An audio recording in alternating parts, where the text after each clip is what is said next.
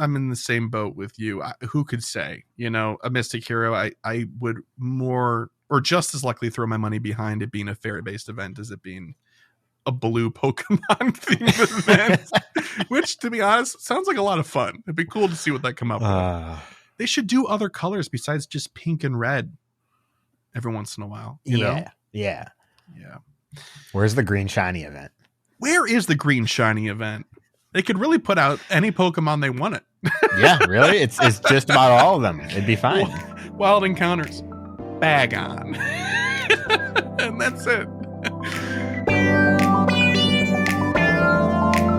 You're tuned into the GOCast podcast, your one-stop shop for updates, news, tips, and community in the world of Pokemon Go.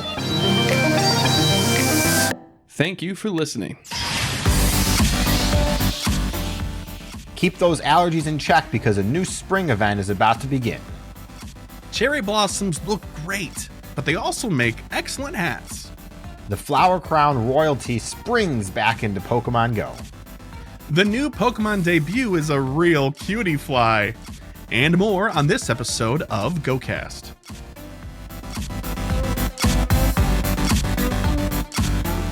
Hello and welcome to the GOCast podcast, episode 230. It's March 28th, yet another Tuesday evening. I'm your host, Chris, and as always, I'm joined by my co-host, Kyle.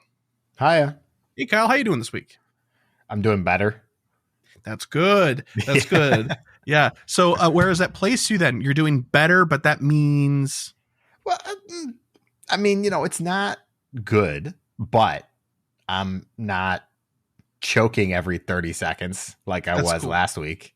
We've extended it to 45 seconds as the window is getting a little bit longer. Yeah, maybe in like 3 months I'll be back to normal.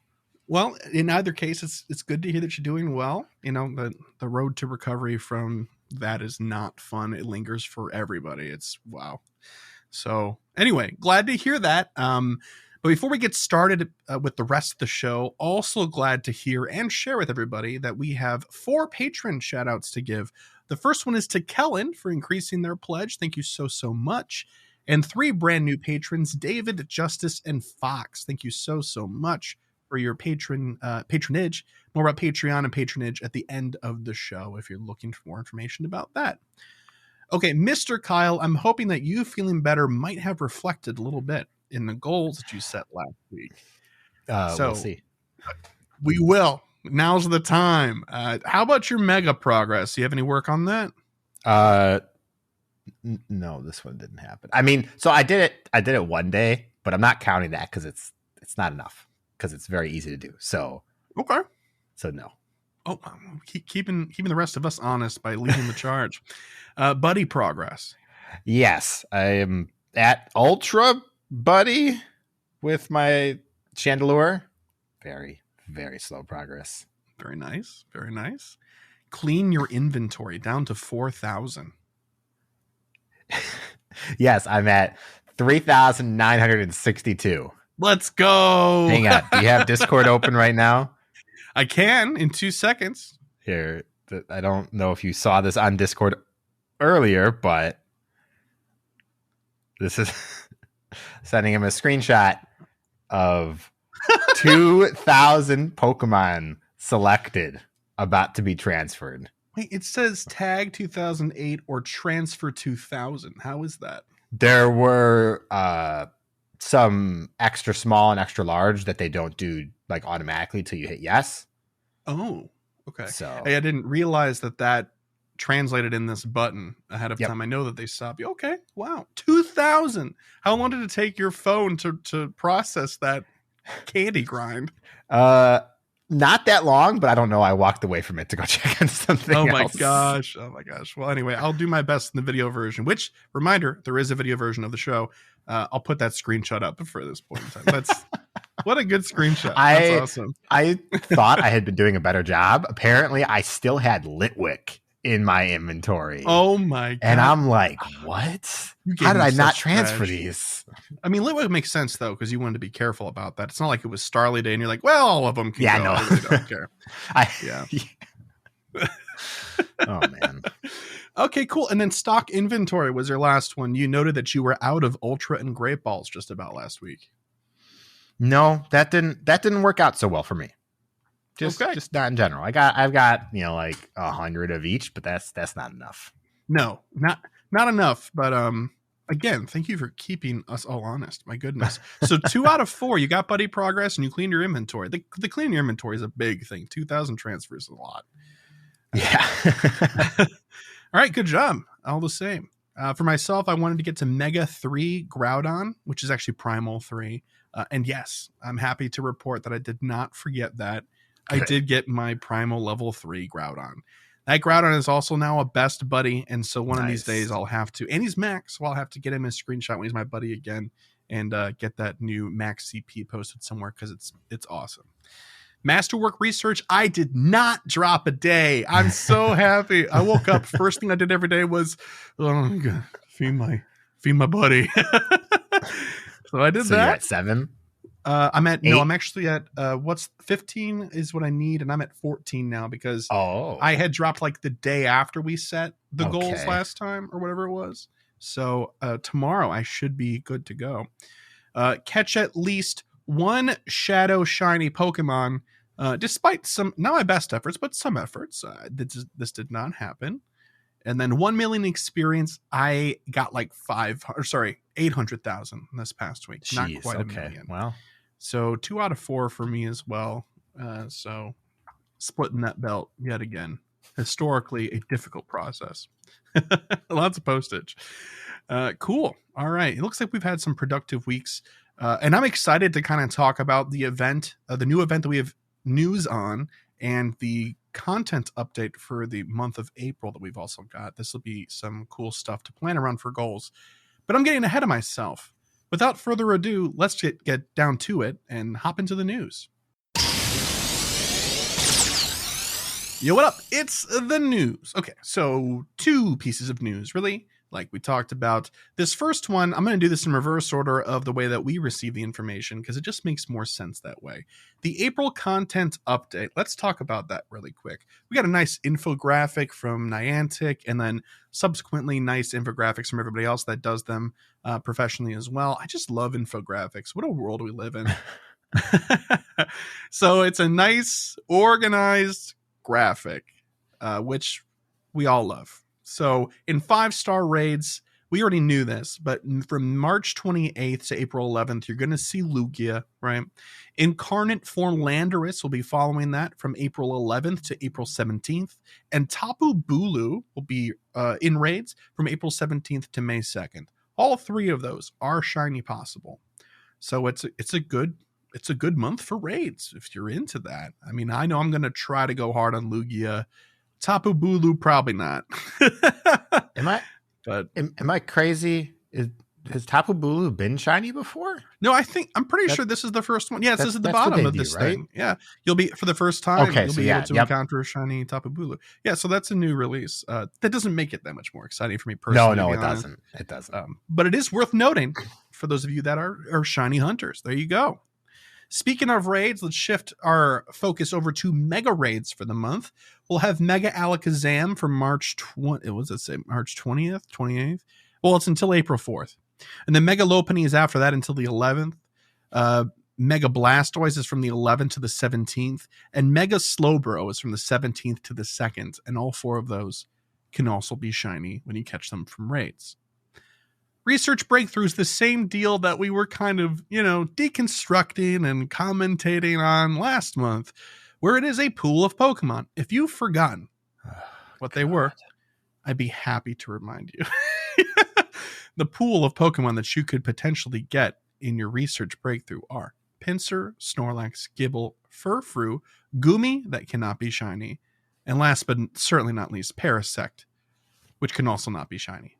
So if you're lucky, trainers, I don't know, you might get a Snorlax. Parasect is worth like 1,000 Stardust. Yeah, that's cool, but I don't know. I'd much rather have like a shiny Furfrou chance or something else. Yeah, I mean, yeah, but like if I'm gonna just get a regular Pokemon because that's what it's gonna be, I guess it might as well be the Parasect. True, fair enough. We also got the times and dates for the events that are going to be happening this month. Spring into Spring from April 4th to April 10th. That's the event that we got news for already. So we're going to talk about that right after this update discussion. Elite Raids on April 9th. That should be Reggie Alecki. Yep. Let's hope we do not have any Reggie Drago related issues with it.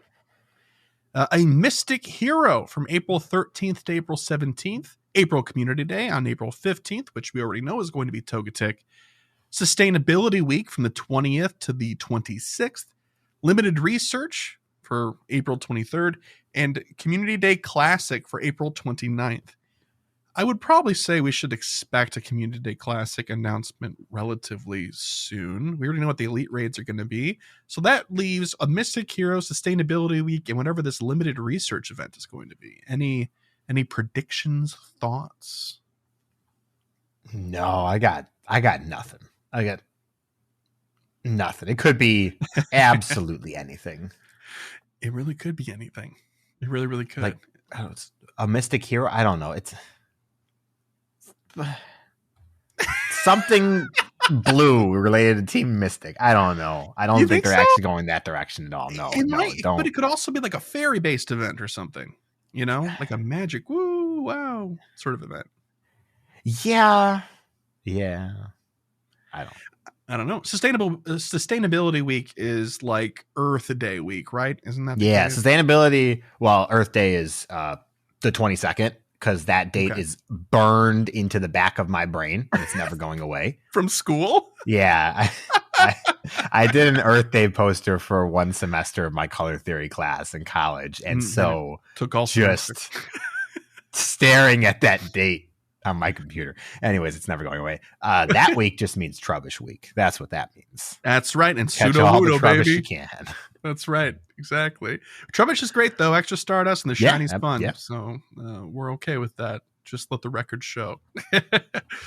Cool. Well, yeah. I'm kind of in the same boat with you. Who could say, a Mystic Hero, I would more or just as likely throw my money behind it being a fairy-based event as it being a blue Pokemon themed event, which, to be honest, sounds like a lot of fun. It'd be cool to see what they come up with. They should do other colors besides just pink and red every once in a while. You know? Yeah. Where's the green shiny event? Where is the green shiny event? They could really put out any Pokemon they wanted. Yeah, really? It's just about all of them. It'd be fine. Wild Encounters. Bag on. And that's it. All right. Well, we also got some raid hours. This is pretty self-explanatory, but raid hours are on Wednesday of every week. So the first Wednesday in April will be Lugia. The second one will be Incarnate Form Landorus. And the last two Wednesdays, this is from 6 to 7 p.m. local time, by the way, will be Tapu Bulu. So if you're the sort of person that only raids during raid hour, you will have an additional week to try to snag the new shiny release with Tapu Bulu. Yeah. Hey, it is what it is. Spotlight hours, same sort of deal, 6 to 7 p.m. But on Tuesdays, the first one will be Execute with 2 times candy for catching. Shelter on the 11th for 2 times candy for transferring. Extra Stardust for Shelter catches, by the way. 900. It's a lot. That's going to be a very lucrative spotlight hour. So don't miss it unless you're recording a podcast. Yeah. Trap Inch will be the Tuesday following for 2 times experience for catching Pokemon. And then we'll have Tangela for the last Tuesday, 2 times Stardust for catching Pokemon. All 4 of those are shiny eligible, so go out and catch to your heart's content with all the expectations that you can muster. Yeah. Not gonna lie, Shelter Spotlight Hour might be the best event we've had in like 2 months. Yeah, I mean, fair enough. If you play for it, you can clear 1 million dust in that hour. It would be tight, but you could do it if you have the spawn density. Yeah. It's crazy. So if you need Stardust, don't miss it. Don't miss it. So if you PvP, don't miss it. Don't miss. Okay, so let's talk about the event that we have details on that isn't the Community Day, which we covered last week. It's the Spring into Spring with Pokemon adorned with cherry blossoms and more event blog post. Trainers, cherry blossoms, flower crowns, and an assortment of eggs? It can only mean one thing. It's time to ripe, to spring into spring. What a strange phrase. Very strange. It's time. The time is ripe to spring into spring. There we go. That makes more sense. With Pokemon decked out in their festive floral best, Ribambi's Pokemon Go debut and more put a spring into your step with Pokemon Go. It does. It does. So when is this event? It's starting Tuesday, April 4th at 10 a.m. and it is ending on Monday, April 10th at 8 p.m. local time. So this is a rather long event. It's darn near a week. You're going to have it for a while. Let's hope it's good. Let's find out together. Debuts. Cutie Fly and its evolved form Ribambi, the bee fly Pokemon, will make their Pokemon Go debut. There will also be new costumed Pokemon appearing in the wild. Pichu, Pikachu, and Raichu adorned with cherry blossoms, and Eevee and all of the evolutions adorned with cherry blossoms as well. Again, sort of continuing this new theme of when we put a new costume in the game, you're darn tootin' you can evolve it and it'll still have the costume. Which, I mean, again, I'll say it every time, is great because it was really frustrating when we couldn't do that for some. Yeah, absolutely. It was ridiculous when we couldn't do it for some. Yeah, it just didn't make sense. Didn't make sense. Like, why Squirtle with sunglasses was okay, and then after that they broke from that. And I was nothing else was ever okay. Some of the the flower crown Pikachus stuff were okay.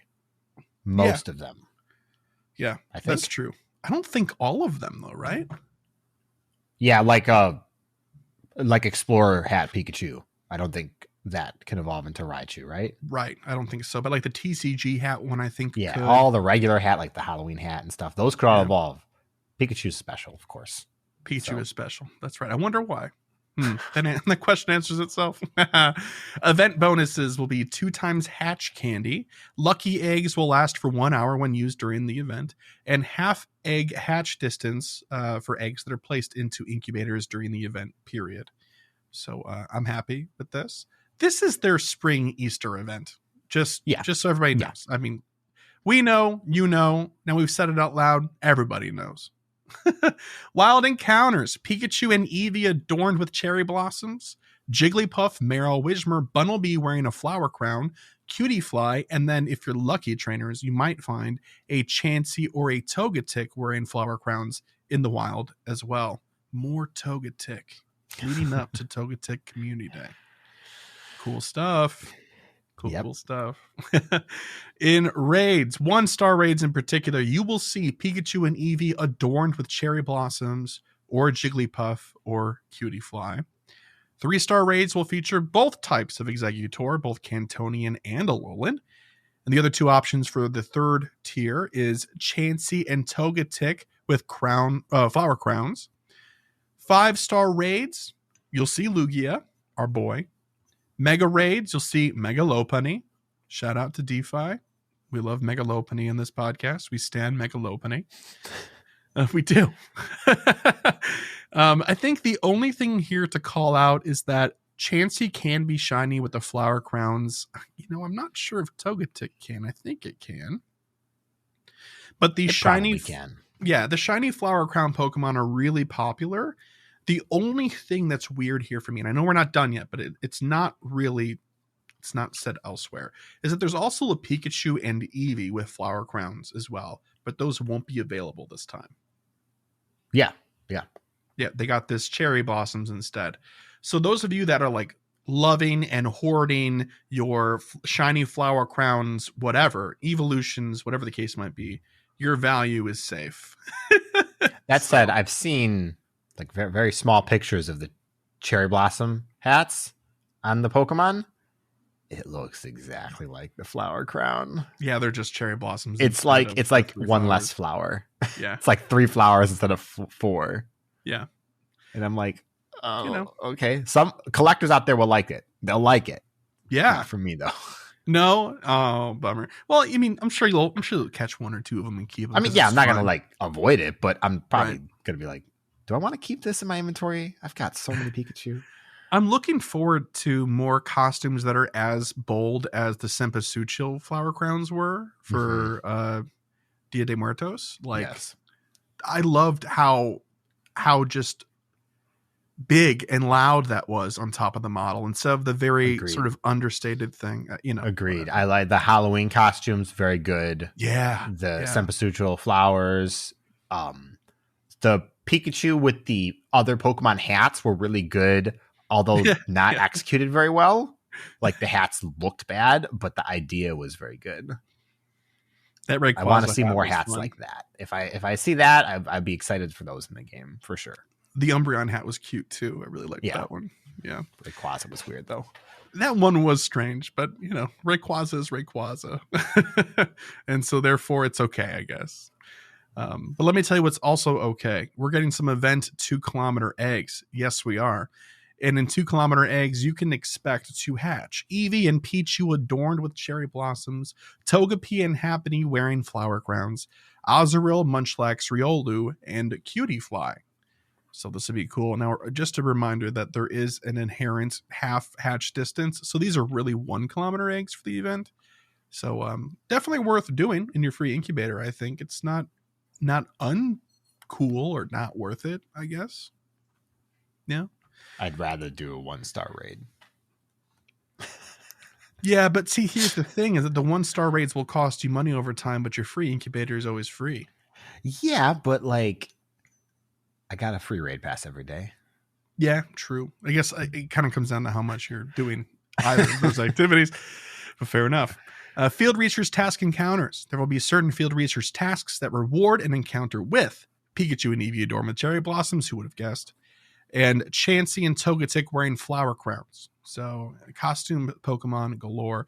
There's going to be a collection challenge, which you can complete in order to receive experience, Stardust, and a lucky egg, which how few lucky eggs we're seeing in boxes nowadays actually holds more weight than I would care to actually give it.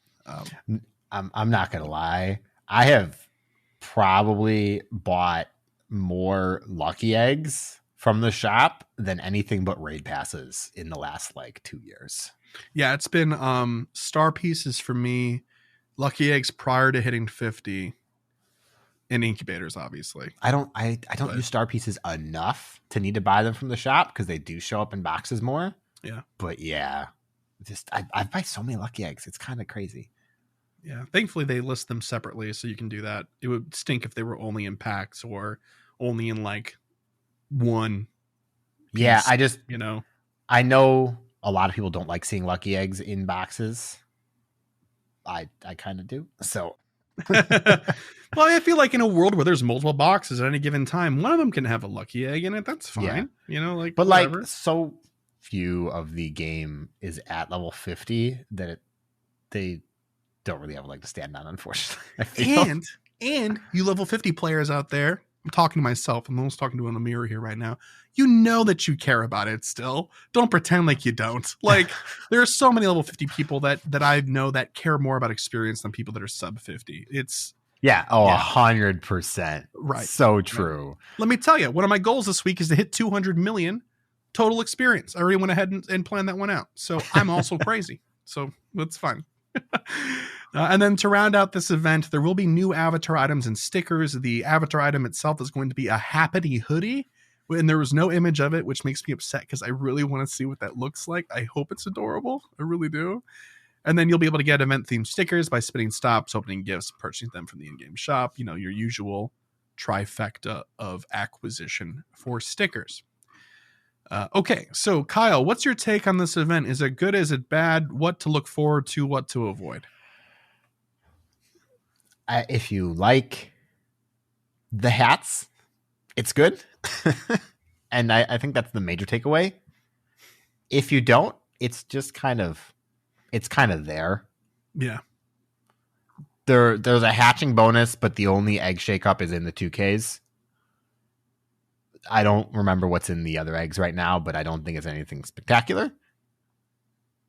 So I don't think you can really take advantage of that right now. You could have another chance at not shiny Goomy in 10Ks. Oh, God. Yeah.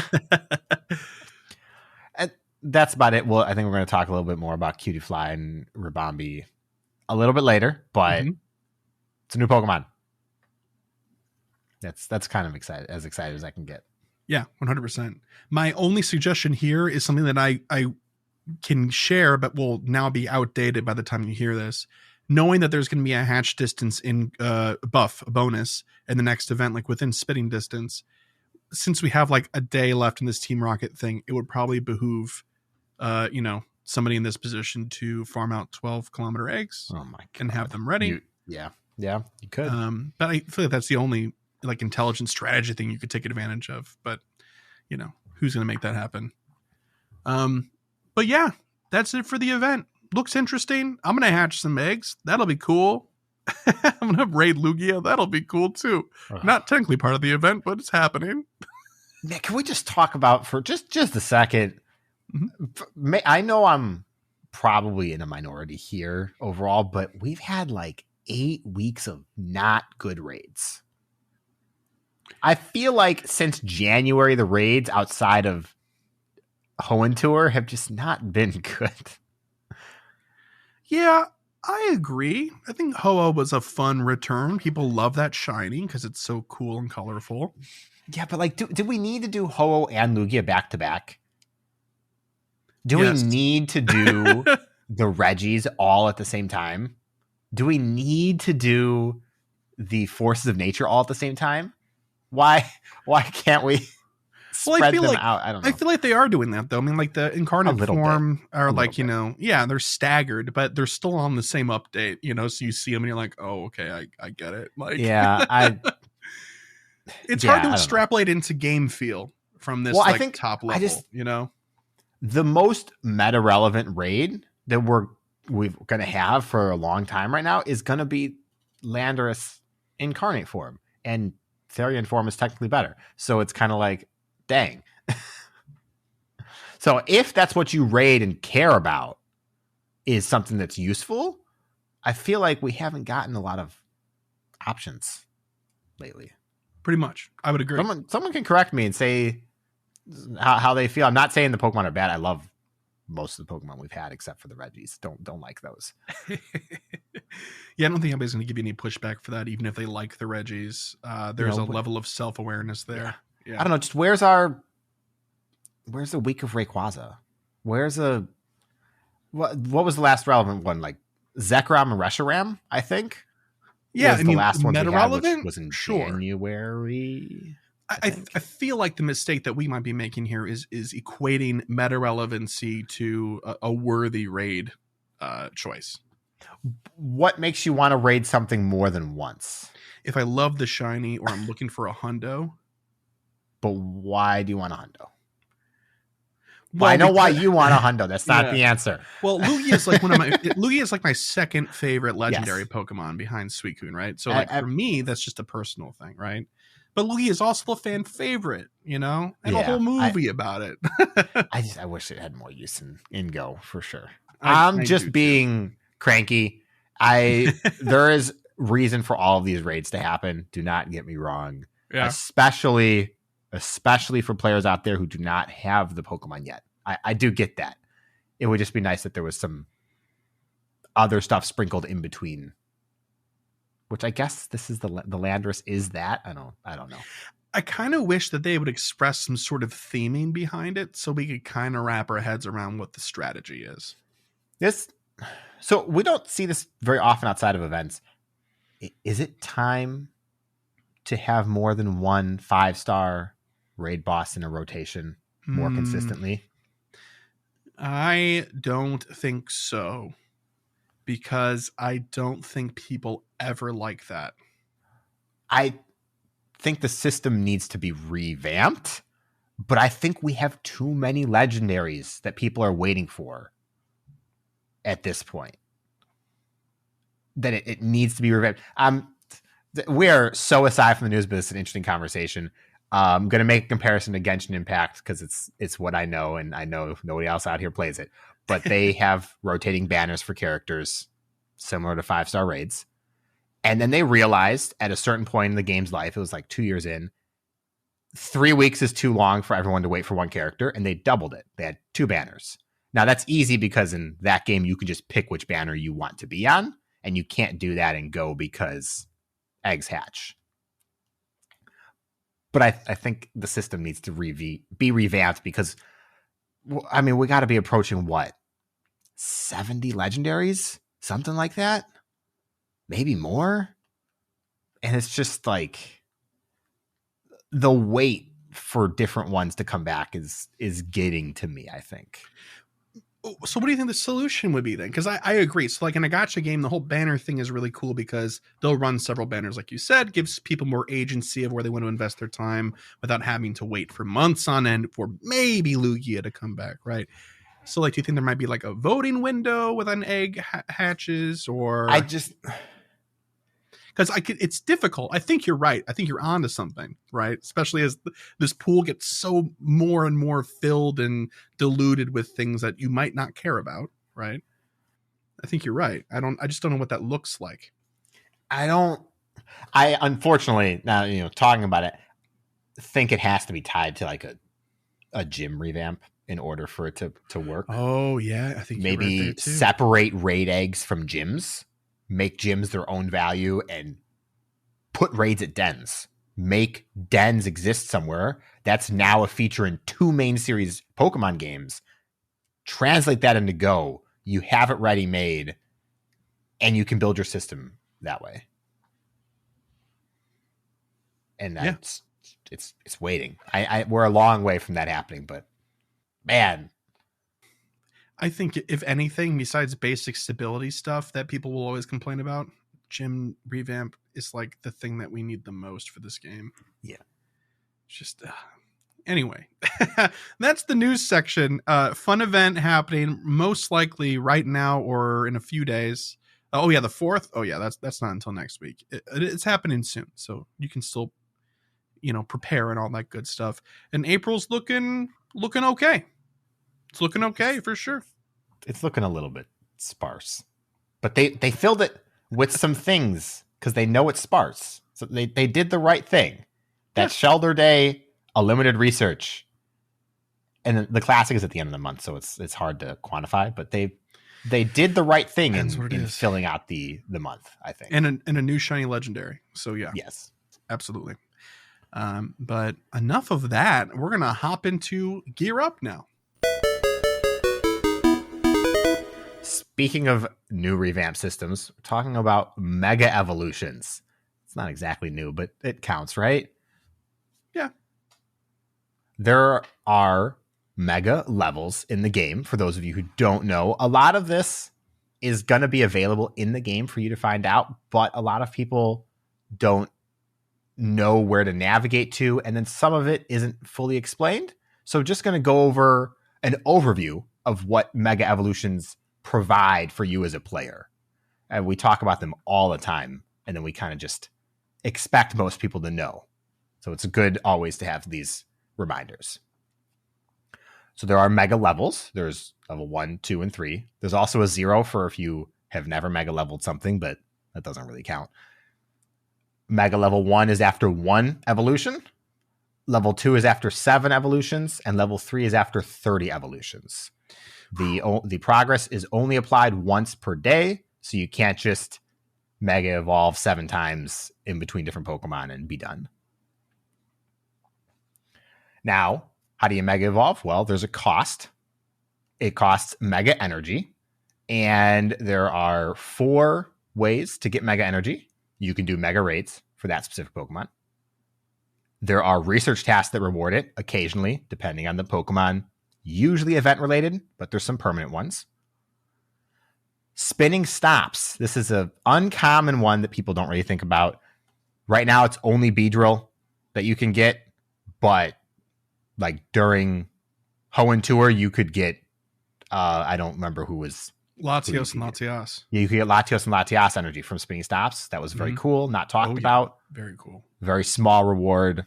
You don't plan on this one. It's just letting you know it's out there. And walking your buddy if the buddy has already mega evolved once. And that translates to 5 mega energy per kilometer walked, rewarded when you get a candy. So if it's a 3 kilometer buddy, you'll get 15 mega energy when you eventually earn that candy. How much does mega evolving cost? it varies per Pokemon. You've got 100, 200, 300, and 400 costs. The 400 right now are only Primal Reversion. And in terms of cost, what Mega level the Pokemon is will reduce the cost to Mega Evolve something. Mega level 1 is a 20% total cost, which is actually to say it's an 80% reduction. Level 2 is a 90% reduction, and level 3 is a 95% reduction. So, for a 100 cost Pokemon, after you've Mega Evolved it once, it'll cost 20 Mega Energy, which is very little. Mega level 2 will be 10, and Mega level 3 will be 5. I'm not going to list all the rest of them because I don't think anyone wants to hear me list another 9 numbers. Yep. But that's the idea. It gets very cheap, very affordable. And no, we'll get to that in a second, actually, because it's going to be about the rest periods. Next up, we're going to talk about the damage boosts. This one I didn't know about. This is actually a surprise to me. You get a 10% damage boost for all other Pokemon in the raid. Just flat. Doesn't matter anything else. Really? Yes. I also did not know that. I didn't know that. Huh. I also want to say all this is taking off Pokemon Go fandom because it was the place that had the most complete information. If anything is inaccurate, that's why. But everything matched up with everything else I've seen. So, but the one that everyone already usually knows about, because the game sort of tells you, is you get a 30% damage bonus for Pokemon that share a type with the Mega. So if you bring a Mega Charizard X, you'll boost all other fire and dragon types. And these bonuses do not stack. Multiple Megas do not give you 60% or 40% if they're 2 different types. It's just whichever one is bigger. Next up for Mega levels are the Mega Rest Period. Now, the Rest Period is the time when you can Mega Evolve for free. This is one of the big changes they did when they revamped the Mega system. It was very exciting. Oh, yeah. At Mega Level 1, you can Mega Evolve the Pokemon for free once every 7 days. That's a long time, but that's still free. You don't have to do a raid. You don't have to do anything. It's just free. Also, after you've done it once. Also, just to mention this, and you might already be planning on mentioning this, it's 7 days, but over the course of that period of time, the cost that was reduced, right, will just be progressively less and less and less and less and less as it approaches 0 until that day where it's free. Yeah, the cost, for lack of a better term, gets prorated. So if it's been 4 days, you only pay like 8 of the 20 energy you need for your 100 energy evolution. Right. It's great. So even if you have some energy, but you're like, I don't have a whole lot, waiting 1 more day will stretch that energy much further. For Mega Level 2, it's a 5-day cooldown. And Mega Level 3, it's a 3-day cooldown. This is why I have 3 Mega Level 3 Gengars, so I can always Mega Level 1 if I want to. Shh. Anyways. I love it. I love it. The bonuses, though. Why are we Mega Evolving things? At Mega Level 1, you get 1 bonus catch candy. And now, to clarify, for everything that I'm about to say, only applies to the same type as the Mega you currently have active. Only 1 bonus catch candy if you catch a fire type, if you have a Mega Charizard X or a Dragon type, because it's dual typing, but still. For Mega Level 2, 1 bonus catch candy, a 10% increased chance in Candy XL from catching, and 50 bonus experience. Mega Level 3 is 2 bonus catch candies and a 25% increase in Candy XL chance, and 100% bonus experience. That's pretty significant. That crazy. Is. Yeah. It's crazy. But why should you care? Well, Megas have 2 primary uses, and it depends on the type of player you are and what you're currently doing in the game.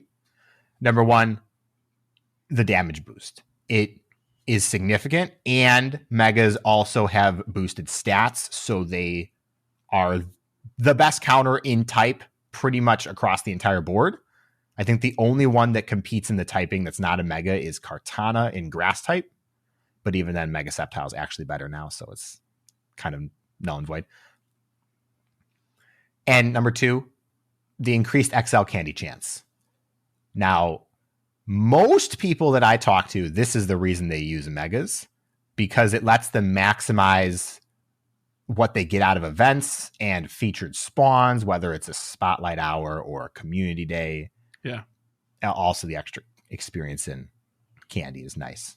But if you're going for XL, your regular candy is probably doing just fine. Yeah, that's the benefit that scales the most with something that happens during an event, which is an increased instance of a Pokemon that you might be targeting. So like Community Day is a great example where you might get like 5 use cases of your evolution bonus, like on a regular day, you'll get 500 in the same period of time because they're all the same Pokemon. You don't have to roll the dice every time. Yeah. And generally it's reasons like this why we talk about which Pokemon you want to mega when we're going over at home GoFest. You want to see which one boosts the most amount of spawns with the least amount of uses and stuff like that. Yeah, this has got to be really confusing for people that listen that are under level 31. I realize that. This is fair. This is fair. It's okay though. Yeah. Bookmark it, come back as soon as you hit 31 and it'll all be super beneficial. There you go. Exactly. And so it's kind of unfortunate that the 2 use cases are at odds with each other, because sometimes you want to boost your candy means using the same type as what you're rating instead of something to counter it. That's something we just have to live with now. Nothing's going to probably change for that. And I think that's okay. It's an okay trade-off. You trade off the power to do the raid easier with the increased potential rewards. Yeah. Oh, 100%. And then just to finish it off, just for a little bit more information, I wanted to go over all of the unreleased megas that are coming to go eventually. There's not that many left, actually. There's not, but all of them are kind of exciting in their own way. We're going in. There's like 3 that aren't exciting in here. Yeah. Pretty much. Yeah. I'll let you decide which 3 they are. Well, okay. Yeah, I was about to say, but we'll talk about it at the end. Okay.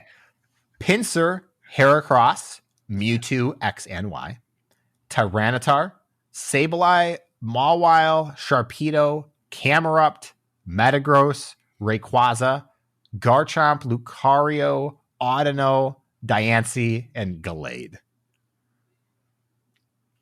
One of those Pokemon is not in the game yet. Oh, you're right. Yeah, Diancie is not in the game. Not in the game. Also, to clarify, Rayquaza is not a primal reversion for those who didn't play through or were around for Omega Ruby and Alpha Sapphire. It is an actual Mega. For whatever difference that matters in Go, it doesn't really, honestly.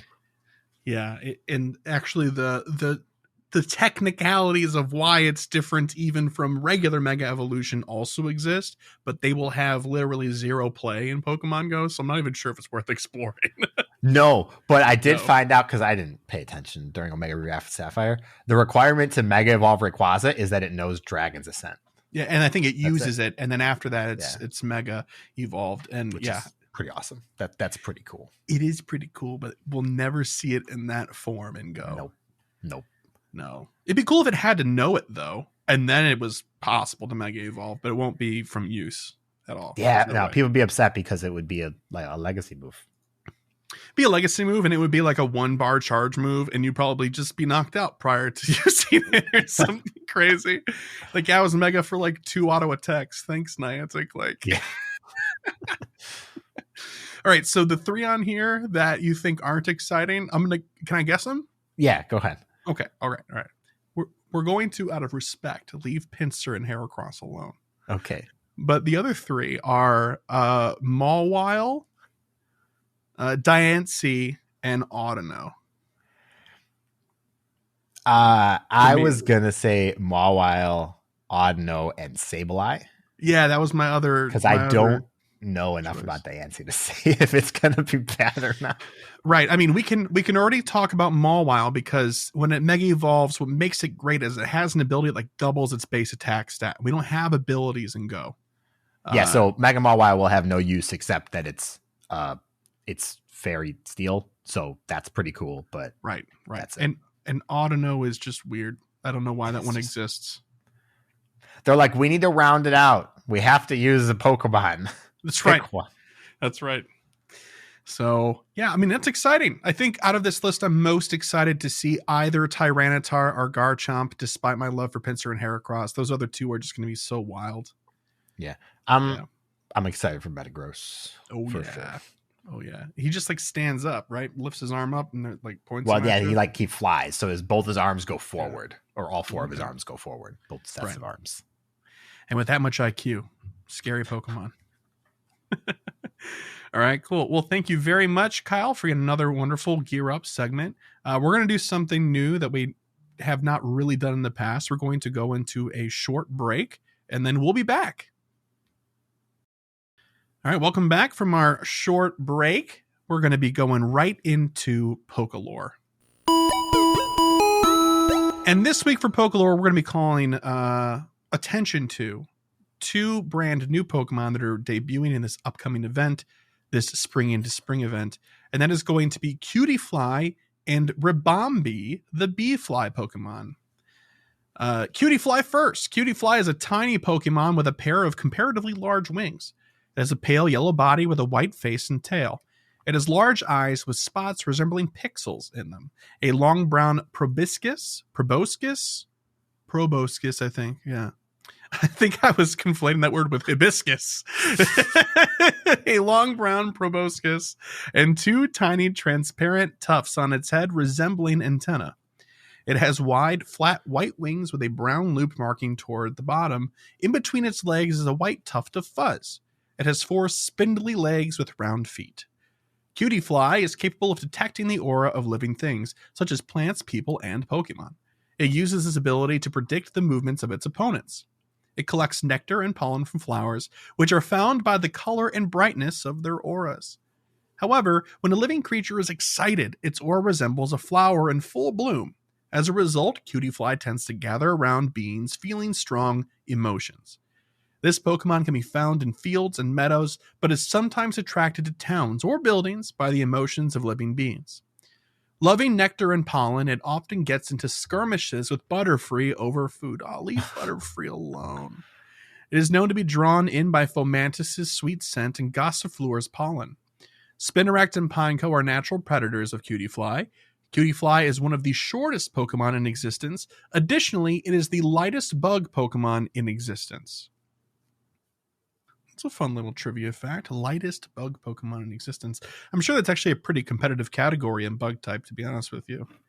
They're generally pretty light. Except for maybe, I don't know. There's a lot of like all of the ethereal Pokemon are that's probably true. All in that category. That's true. But for bug Pokemon, like I'm sure Shedinja, I'm surprised Shedinja isn't lighter than Cutiefly, actually.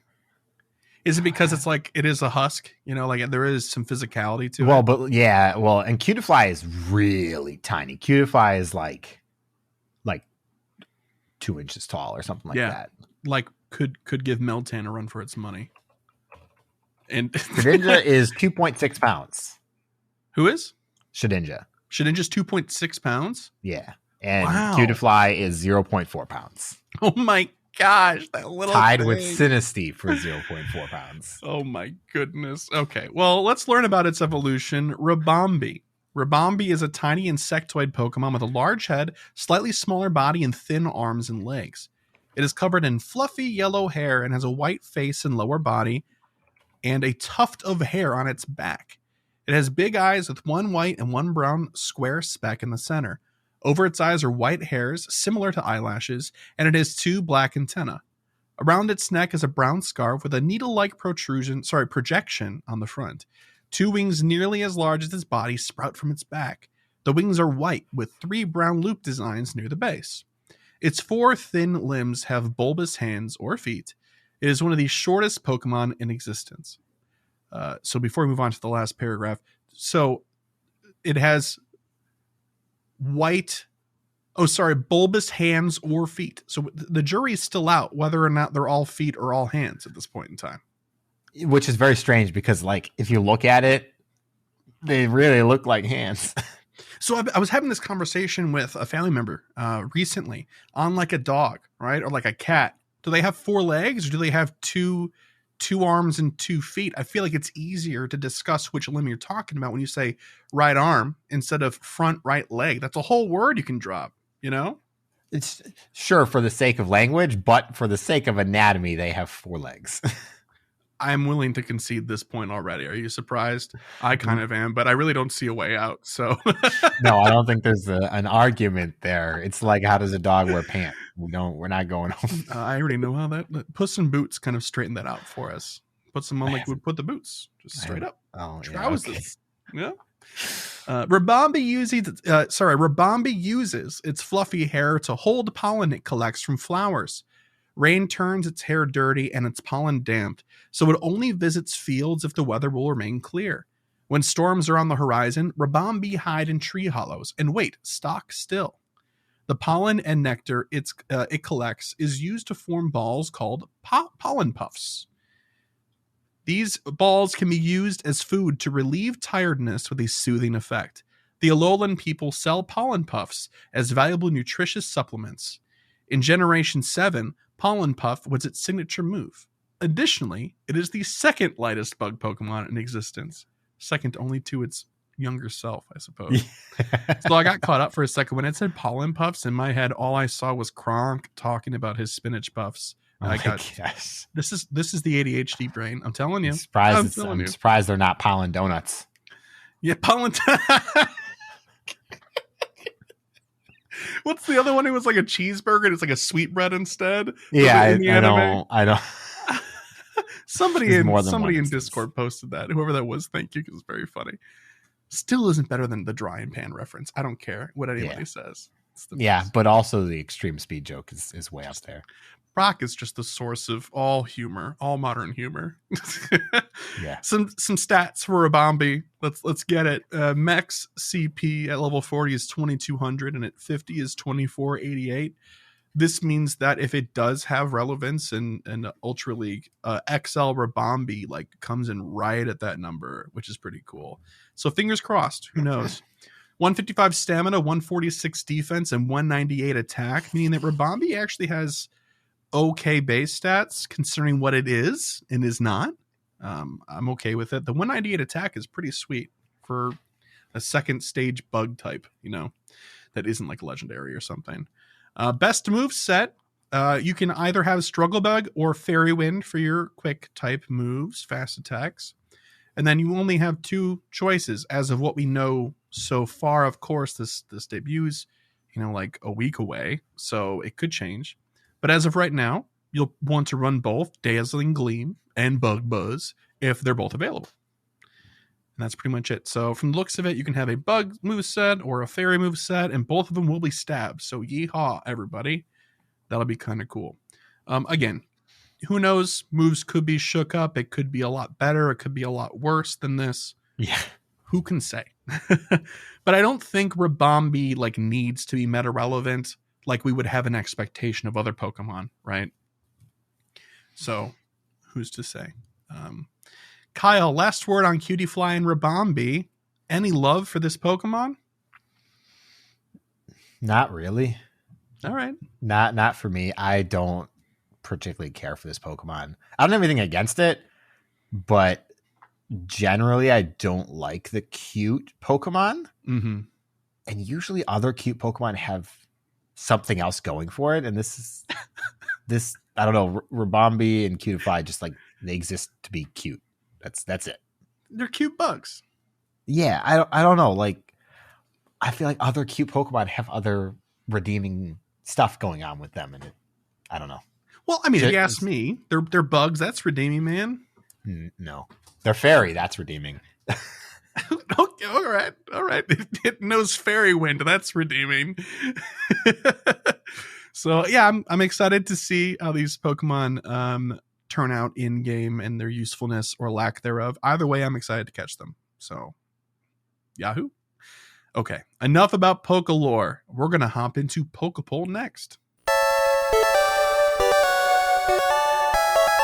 Last week's Pokepoll was: with the news that Shadow Pokemon from Grunts will continue to be shiny possible, Which shiny shadow Pokemon will you be chasing after and why? Kevin said, the starters, definitely. I have Shadow Shiny Venusaur, so the other 2 starters. Also, Mawile, as I still don't have a single shiny of it. But I got my fiance one on Hoenn Day. All right, yeah. That's fair. Nice. Good gift for your fiance. Next one from Mikey said, I would really like to find a shiny Shadow Mischievous and immediately evolve it. Miss Magius has been one of my favorite Pokemon for years now, and I would love to have a shiny with increased firepower. I do wish it was more golden and less pea soup green, but I'll still love it. Wait, Miss Magius's shiny is green? Pea soup green is a good color reference. Also, every time I look at Miss Magius, I instantly think of Heartless from Kingdom Hearts. Yeah. It could Miss definitely Magius be one of those. is a supremely designed Pokemon. Very So good Pokemon. Yeah. So good. Next response from Trip Tando, and they said, I love Mudkip, but I'm not the biggest fan of the purple shiny coloration. But I guess with the purple Shadow Flames, it pairs really well. But for now, it looks like only the ones previously available from leaders are being shiny, coming from grunts. So I'll mostly go after the ones I missed back then. Yep. Good deal. It will happen eventually. Mudkip. Last one's from Venusy Prime. They said, I've missed my chance at shiny Shadow Beldum, even with basically only fighting Ciaras.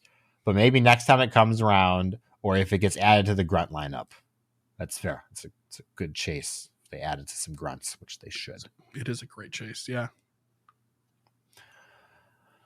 For this week's Pokepoll, which shadow Pokemon do you find yourself using frequently and for what purpose? Chris, do you have an answer? Yes, and the answer might surprise you. Okay. I am about to go on record, and when I rehear this, I know that I'm going to cringe myself. But I have like a rank 50-something Shadow Granbull that ends up getting much more use than I would ever like to admit. Despite admitting it right now. It's a good Pokemon. It does a lot. Charm hits like a truck from a Shadow Pokemon. Shadow Charm is gross. It's gross. It is. Absolutely gross. But yeah, now it's out. I feel kind of better having shared that out loud, actually. Still can't stand the Pokemon, but you can't argue with the results, I guess. Yeah. I don't know. What about you, Kyle? Yeah. I only have 2 Shadow Pokemon. 3 technically, but 2 of them are the same Pokemon that I use ever. One is a Shadow Machamp, which is not even very good. It's like, I don't know, it's like a 90%. Yeah. And the other 2 are Shadow Mewtwo. Oh, yeah. I suppose we're going to get that answer quite a bit, aren't we? But what do you use him for?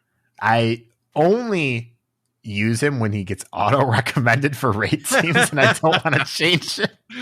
I think he's my second and third highest CP because my highest 2. Sorry, it's my third and fourth highest because my highest 2 are level 50 Hydreigons. Mm-hmm. So, I'll bring him obviously if it's weak to Psychic because that's a given. But if like I haven't revived a bunch of Pokemon and it recommends me Shadow Mewtwo, I'm like, yeah, you're probably right. Yeah, that's okay. Probably that's probably better than my level 25 Kyogre. You're probably right. Yeah. That's where it gets most of its use in auto recommended teams. That's where I see my Shadow Machamp as well.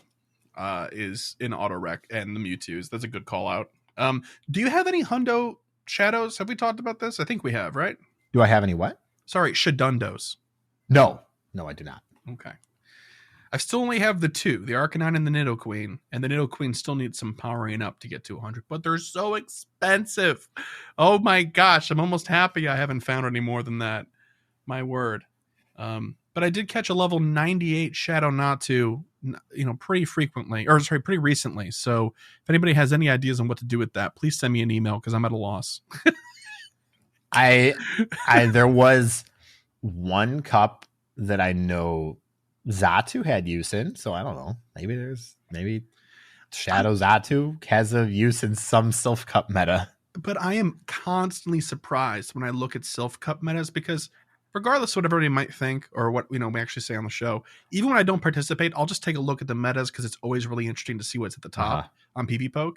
I'm constantly surprised at the disparity between the shadow version and the regular version of that Pokemon, and sometimes they're flipped. The shadow version is ranked a lot lower, and I'm like, really? That's wild to me. Yep. So anyway, dear listener, if you have an answer to this week's Pokepoll question, which was, once again, which shadow Pokemon do you find yourself using frequently and for what purpose? You can answer that question in a myriad of ways. Ready? Here's the list. One of them will cast a wide net. One of them will work for you. You can leave us an email at mail@gocastpodcast.com. You can leave us a voicemail to 262-586-7717. I'm doing this in reverse order. I realize, very strange. And you can also respond to the question we posted on Twitter at GOCast Podcast. You can also answer in the patron exclusive Discord channel, the Pokepoll channel. You can post there. If you're using the Spotify app, you can actually respond in-app via like the community tab. I think that's what it's called. And then lastly, if you're watching this video format on YouTube, please feel free to leave a comment with your answer, and I will also check that. So thanks in advance. Looking forward to hearing what everybody has to say. It's always fun to hear from other people. Speaking of hearing from other people, Kyle, I think we've got one more section in us. What was that again? It's time for emails. Oh, we were just talking about this, and a couple of voicemails. Let's start with some voicemails, shall we? This first one is from Cobra. Hey, GoCast. Hope you're having a great day. This is Cobra. So I wanted to tell you guys a story that I've been wanting to tell somebody who I thought would probably care, and you guys seemed like the right place. So I've been playing Pokemon Go off and on for maybe 5 years now. I got back into it about 6 months ago and noticed that the daily adventure incense was a thing. I'd heard about it a little bit, but from what I knew the rewards could be worth it. I popped the incense and went for a quick walk. About 5 minutes left in the incense, this big purple bird pops up in front of me and gives me a heart attack. Oh, nice. I take a screenshot and then click it. Later, I learned it was a Galarian Articuno. But the funny thing is I didn't know how rare it was. I'd never seen it before, but it looked awesome. Anyways, I fed it a golden raspberry, threw an Ultra Ball, got an excellent shot, and it critical caught immediately. Whoa! I couldn't even believe it. I was very Neither excited once I had figured out how rare it was. Anyways, I did decide to look it up, and when I figured out how rarely it spawns, how hard it is to keep in a ball, and how it has a 90% chance to run when it escapes, my eyes must have been as wide as Las Vegas. Before I leave, I do have a question. I just got Pokemon Violet, and I'm loving it. Are you guys into any of the other Pokemon games? Anyways, thanks so much for the show. Sorry for the long voicemail. Cobra, signing off. Bye. First of all, Cobra, you've made so many enemies just now. I'm just joking. Right. Good for you. That's awesome. We're all jealous. You're going to have a bad time now. Every time you do an adventure incense and one runs from you, you're going to be like, no. Yeah, that's right. Yeah, this is probably the worst thing that could have happened to you because now you have a high expectation. Right. Yeah. Exactly. No, but congratulations on your Galarian Articuno. You are in a very small minority of trainers, and you should be proud. That's awesome. But in a word, for that other question, for both of us, yes. Yes. We both played significant amounts. Scarlet and Violet is great. It is a fantastic Pokemon game. Oh yeah, it is. I keep up with the raids. I do the raids every single time that they come through. Like the most recent one was Decidueye. And I will promote and say that I personally follow Steve from It's Super Effective. I follow his guides. And then, if they change when things come out, I'll adjust, but he's almost always right. So it's great. So a push to Steve's content again, as always. But yeah, Kyle, you and I both started on Red and Blue, right? Yeah. Yep. Yeah. So we're OG Pokemon people. I was very young when I played Red version, but enough that I kept up with it as a kid. So yeah. Same here. I had a little dip in high school. I think a lot of people did. And then I came back to it, especially with Go. Yep. Yeah, man. It's wild to think about how long Pokemon has been in our lives. Whenever we have that question pop up, it's nuts. Yeah. But thank you so much for the voicemail, Cobra. Appreciate it. And this next voicemail is from Lachlan. G'day, Chris. G'day, Kyle. It's Lachlan calling in from Australia again. I made a discovery tonight while doing my coin bags, and I thought I would like to share my little trick with your community because I'm sure a couple people might find this useful.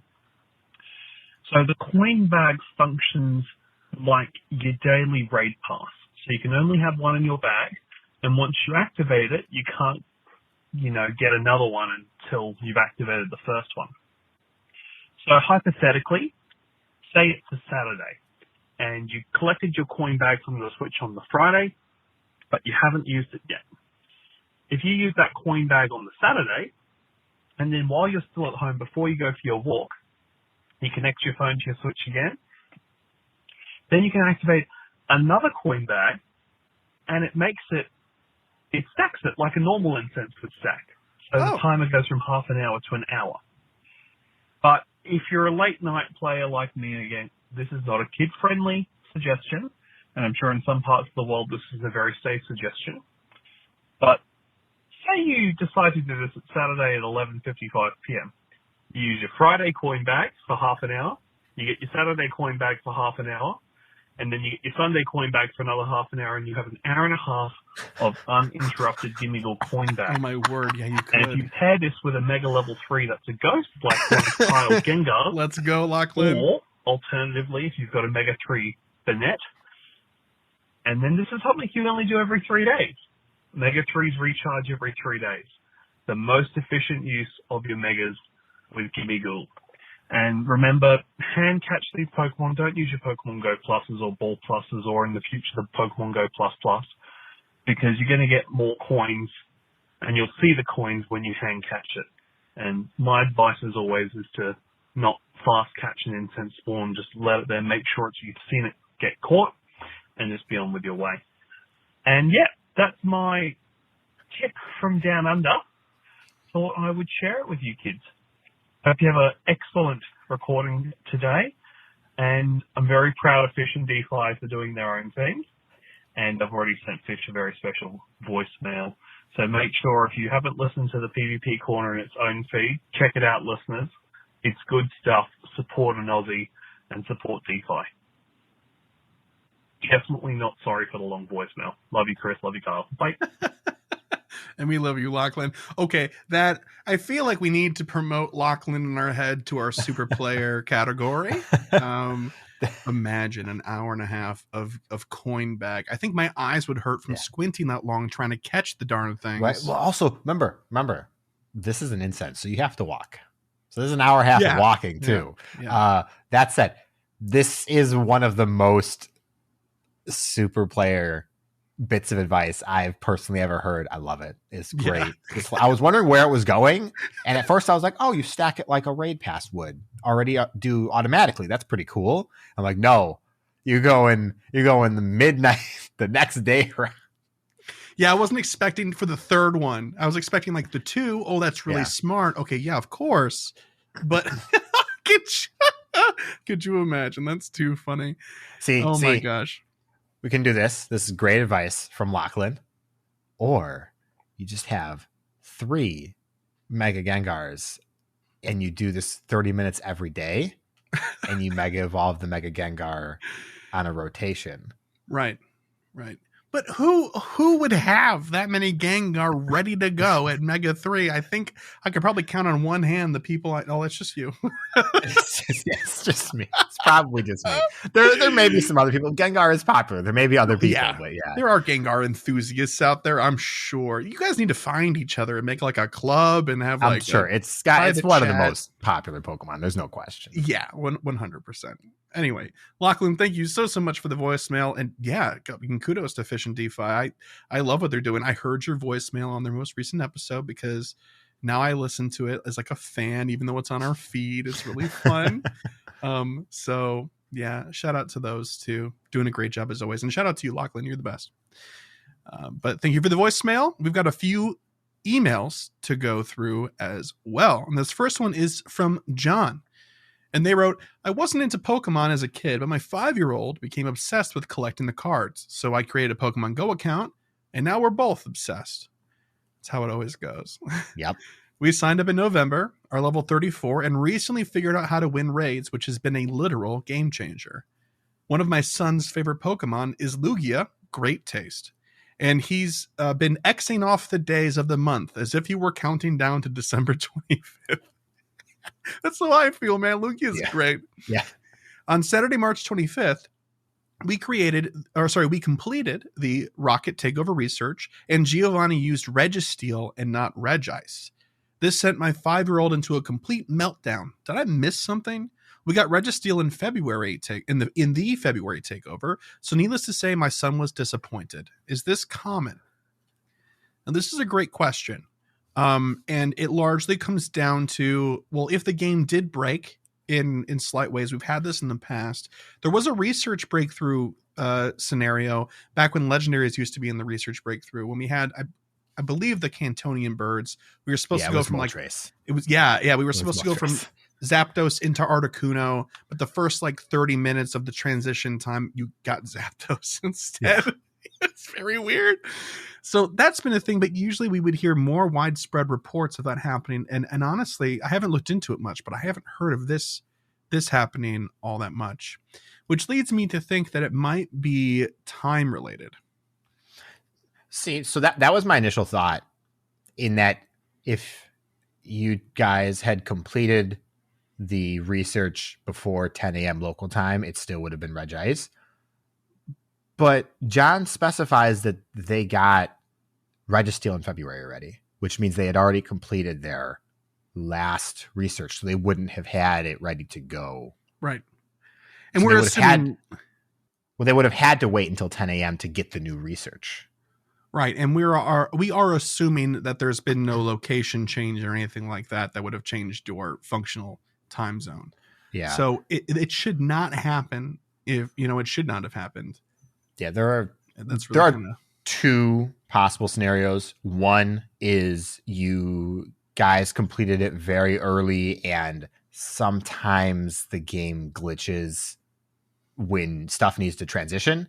Usually the safest thing to do is wait 24 hours because it's spaghetti code and Niantic and Pokemon Go. It just unfortunately happens. Or look on Reddit, wait for a screenshot. Yeah, wait for somebody to confirm that it exists. That helps a lot. People do it all the time because everybody knows that stuff like this happens. Oh, yeah.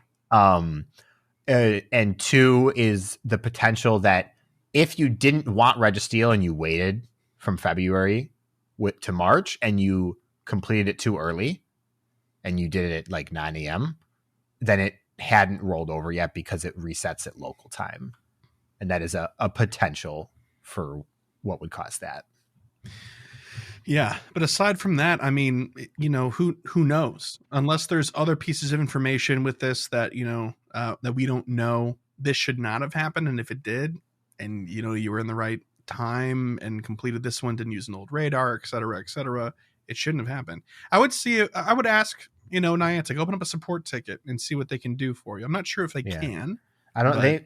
They might hopefully be able to give you another Super Rocket radar, especially if you. This is a maybe because Niantic support's sometimes iffy. Mm-hmm. If you have a Registeel that has the catch date of the 25th, that might be enough proof for them to just help you out.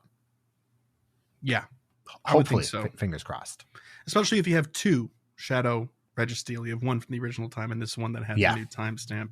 I'm sure that would definitely be enough for them. But who's to say? Again, they're a little spotty or inconsistent about how they respond. So, but I would roll the dice, give it a try. Certainly more help than we are, but if anything, we can probably safely say it was not your fault, and I'm so sorry.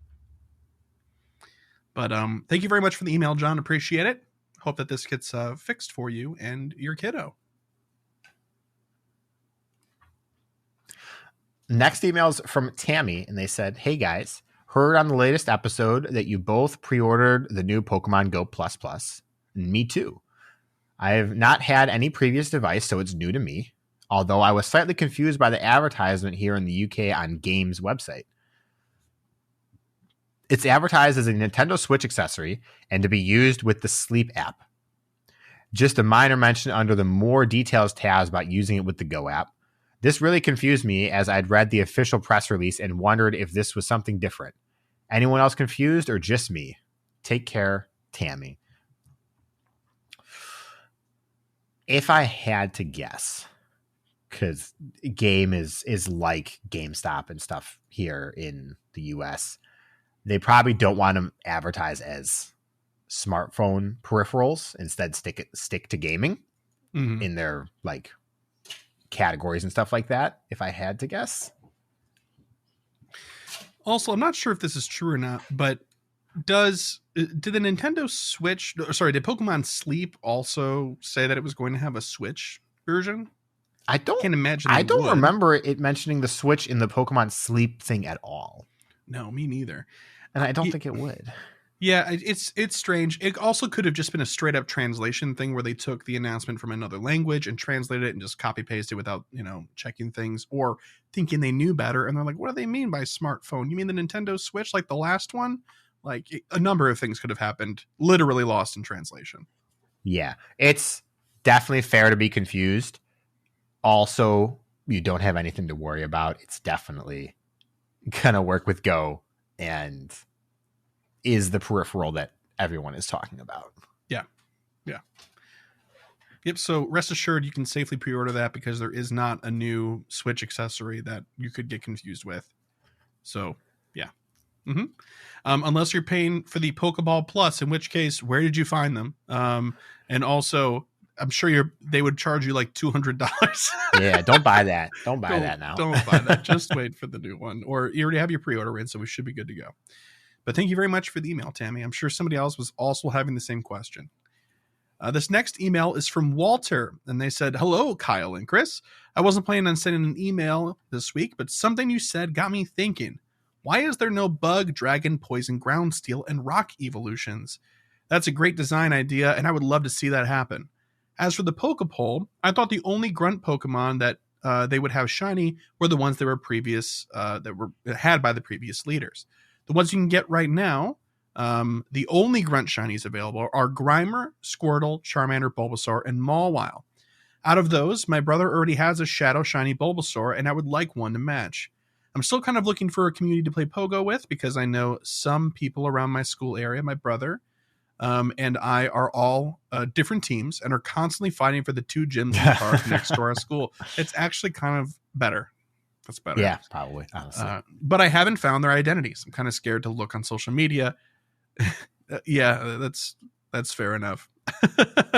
But I don't want to risk anything. You mentioned the Jirachi research. My brother got the research a few weeks ago and it hasn't passed the first page.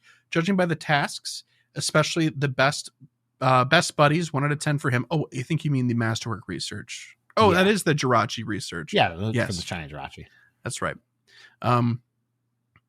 Especially the best buddy. My brother's struggling with that.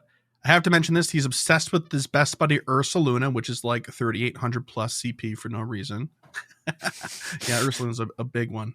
I'm writing this email in the backseat of our car driving from Chicago to Florida for spring break. Do any of you guys have spring break plans? Looking back, this was a long email, but I will join Calvin with their lack of apologies. Cheers. So, Kyle, are you doing anything fun for spring break? No. Yeah, I'm listening to what the kids that I work with are doing for spring break. I'm living vicariously. Are they doing something fun? Are they going to the beach? Are they? 2 of them went to Mexico. 1 went to Mississippi, and another went somewhere that I don't actually know yet because I haven't talked to them. So, is there a vacation destination in Mississippi? No. It's just I don't know why they went there, and we all gave them a hard time because they initially said they're going to the Gulf of Mexico, and we're like, "Oh, that's neat. Where?" Mississippi. And we're like, "Oh, okay." Well, it's not what you imagine when someone says Gulf of Mexico. Yeah, no, not at all. Not actually, no. But technically, fair. Yeah, fair exactly. Claim. Technically true. And I have no plans for spring break. Spring break is not really a concept for me because I don't work in the school system, and yeah. I miss spring break. I never did anything as a kid though. I stayed home and played World of Warcraft. Yeah, so. That's exactly what I did. Wow, who would have guessed? But thank you very much, Walter, for the email. I hope that you have a nice. I'm sure we both wish that you have a nice spring break. Enjoy your time. Next email is from Justice, and they said, "Hiya, it's Justice again, coming to you live from a 2-hour hunt unsuccessfully. Oh, no. Is it weird that I just found out about Scatterbug? Probably, but I don't care.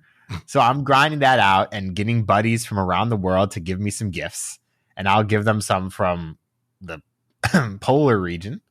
I don't know why, but it seems so common. It's like 1 of 3 in Canada. But little do they know, I'm completely exploiting them for that sweet, sweet Scatterbug.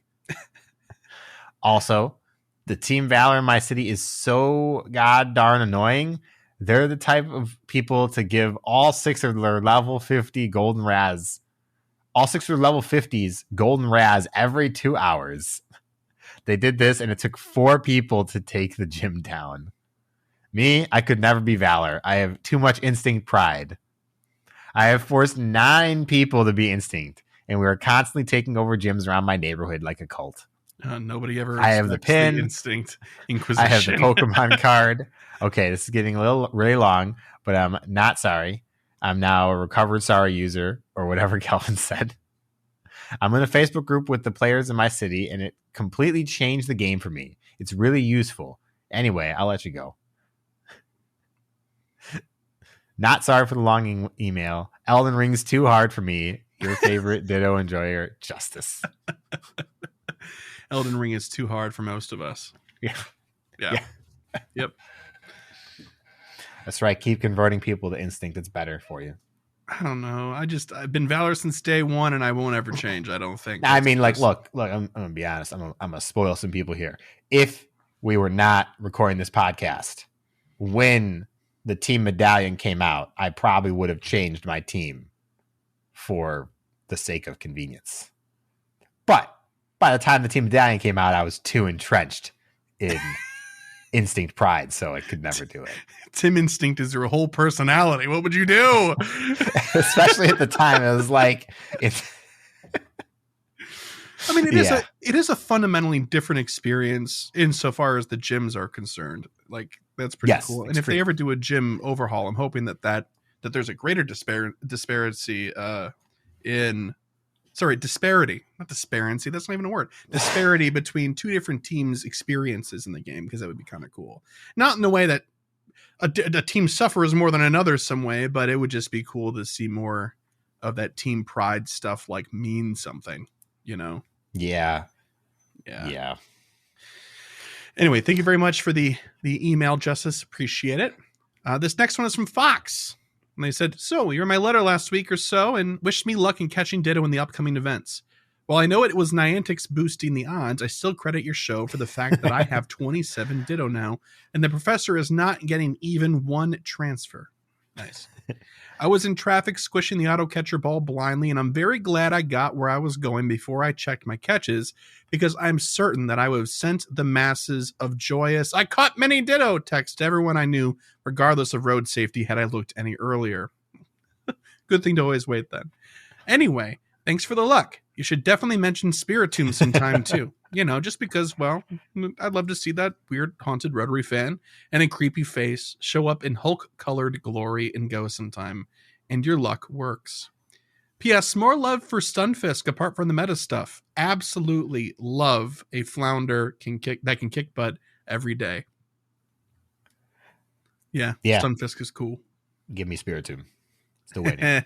I swear it's October. I don't get a way to grind Spiritomb. I'm send an angry letter to Niantic. Yeah. We desperately need Spiritomb this year.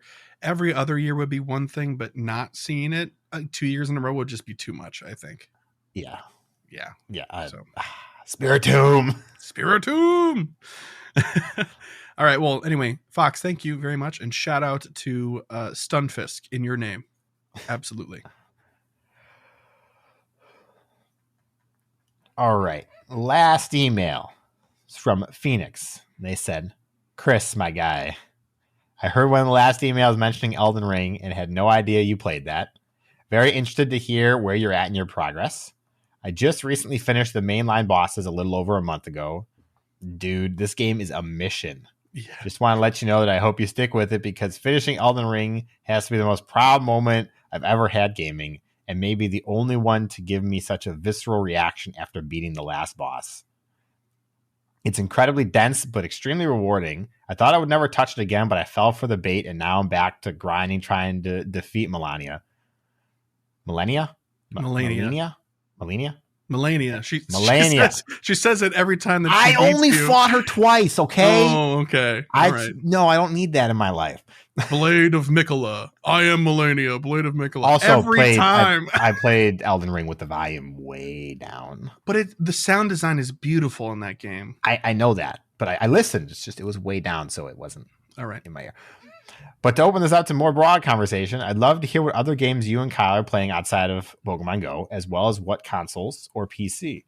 Love the show. Keep it up, guys. Also, I was the voicemail from last week that mentioned gold types. Thanks, nice. Phoenix. Awesome. So first, then, I have a question then about Elden Ring, just to extend the email. Outside of Melania, what was the hardest boss for you personally? Oh, Malekith. Okay, Malekith. It was. I think you told me that, but I don't think I told you mine. Okay. And it's funny. Fire Giant. Fire Giant. He ruined me. I probably spent 5 or 6 hours just fighting him. Oh, I understood everything. I knew exactly what I needed to do. I just couldn't do it. It's that weird delay thing where he like hits you with that big shield and you like have to roll like a quarter frame ahead of it in order to. I don't know. It's a whole. I don't know. I was. Yeah. Like Phoenix said, I was beyond ecstatic when I finished that fight. Yes, and that's a good one because the payoff right after that boss is immediate. Yeah, it's awesome. Yeah. But to answer the question, I've had it finished for a while. I've even beaten Melania. The only thing I have left is to finish the endings and stuff like that. I've gotten all the runes of mending. I did the Ronnie conclusion. I need to go back and do the Frenzied Flame ending and the regular sit your butt on the chair ending, and then I should be good to go. Did you New Game Plus, or did you just go back and start doing other bosses and stuff? I've done both. Okay. Cool. Yep, I've NG Plussed my original one, and I intend for that to be one of the new endings. And then I was like, I wonder what playing a caster from the beginning is like, and made a new account. So no, I have 5 save files in that game. I'm working them through. I hate spell casting in Souls games. Hate it. This is the only one where it works, in my opinion. I've seen so many videos. It looks bad. I disagree. I think people are wrong in this one. And I think they need to play a game that has an actual good magic system. That said, I agree. The amount of spells in this game, fantastic. Fantastic. Just true. Not fun to use them. But the one true way is the Unga Bunga route, for sure. Two-handed swords the whole way. Yeah, dude. I'm with you. Outside of Pokemon Go, Chris and I play a variety of games, though. We both have Switches that we do play. Mm-hmm. I have a PS4, but I haven't played it. I'd have a PS5 if they weren't so expensive, and it just doesn't seem worth it to me. Yeah. Otherwise, I play on PC. I'm on a big ARPG Diablo-like kick lately. So nice. That's what I'm playing. Diablo 4 not Diablo 4 though. Not playing that. Okay. They had that free weekend. I didn't hear anything from anybody about it, so I'm hoping it was positives from people who liked Diablo 3 and neutral to negative from everybody else. All I know is that regardless if I play that game or not, I'm probably going to watch all the cinematics on YouTube because they're always really good. Yeah, I have no intention of playing it, unfortunately, but boy, would I like to. Just because I like action RPGs. I'm the same way. Unfortunate. But yeah, aside from that, I used to collect the consoles. Well, I would just get them because I play a lot of games. But I've got an Xbox, like the latest one. I did the whole thing. I did the original, the 360. That I did the PS2, PS3, PS4, yada yada. But now I've pretty much consolidated down to just PC and Switch because the other two consoles almost always port all of the titles I want to play anyway on the PC, whether it's a year later or not.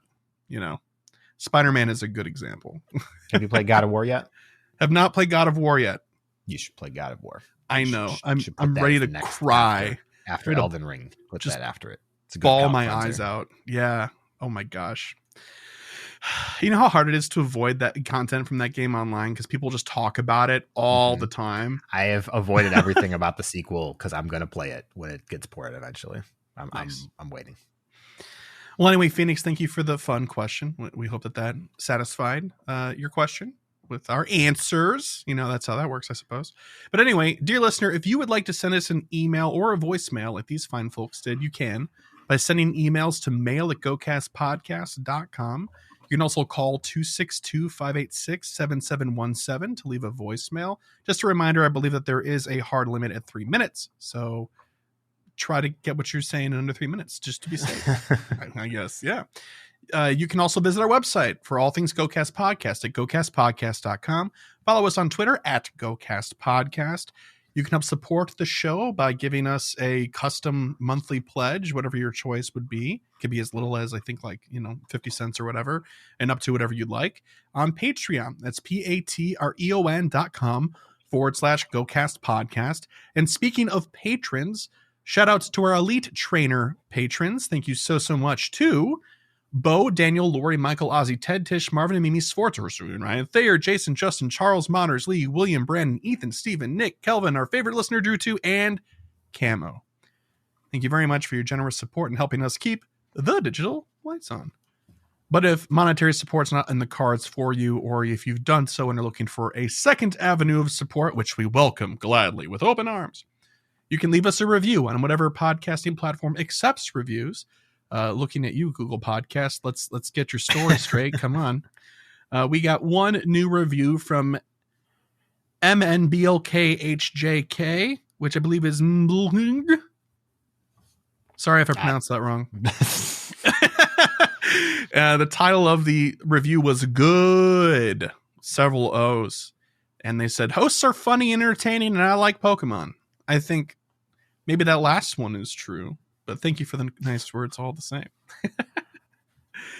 And the last thing we got to do is set some goals. Yeah, we're going to be seeing the new Spring into Spring event just before we record, like right before we record.